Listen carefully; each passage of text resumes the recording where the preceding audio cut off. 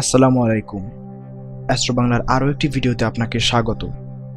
আজকে এই সংক্ষিপ্ত ভিডিওতে আমরা আলোচনা করব নিউট্রন স্টারকে নিয়ে। নিউট্রন স্টার হলো খুবই ছোট ব্যাসার্ধের এবং খুবই উচ্চ ঘনত্বের তারকার ধ্বংসাবশেষ, যা প্রধানত নিউট্রন দ্বারা গঠিত।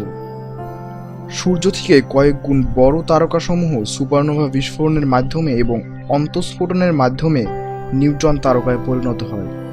নিউট্রন স্টারগুলোর ভর সূর্য থেকে কয়েক গুণ বেশি, তবে অবাক করার বিষয় হলো এদের ব্যাসার্ধ মাত্র 30 থেকে 40 কিলোমিটার। অর্থাৎ এদের ঘনত্ব প্রচণ্ড পরিমাণে বেশি। সামান্য 1 চামচ পরিমাণ নিউট্রন স্টারের পদার্থের ভর হবে প্রায় 60 কোটি টন। নিউট্রন তারকার ভর এতটাই বেশি যে এর ভর এর থেকে আর কিছু পরিমাণে বৃদ্ধি পেলেও এটি ব্ল্যাক হোলে পরিণত হবে।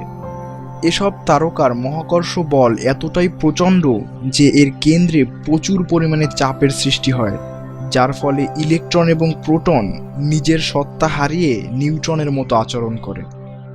সূর্যের মতো একটি সাধারণ তারকার নিউট্রন তারকায় রূপান্তরের প্রক্রিয়া শুরু হওয়ার কয়েক সেকেন্ডের মধ্যে যে পরিমাণে শক্তি নির্গত হয় তা মহাবিশ্বের সমস্ত নক্ষত্র দ্বারা নির্গত মোট শক্তির পরিমাণের সমান।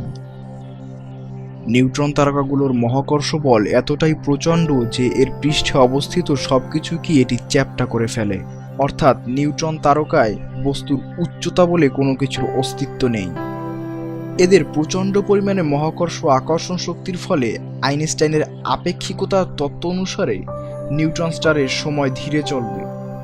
যদি দুটি পারমাণবিক ঘড়িকে পৃথিবী ও নিউট্রন স্টারে রাখা হয় তবে পৃথিবীর 10 বছর সমান নিউট্রন স্টারের 8 বছর হবে। এই তারকাগুলোর আরেকটি চমকপ্রদ বৈশিষ্ট্য হলো এদের প্রচণ্ড পরিমাণে ঘূর্ণন শক্তি।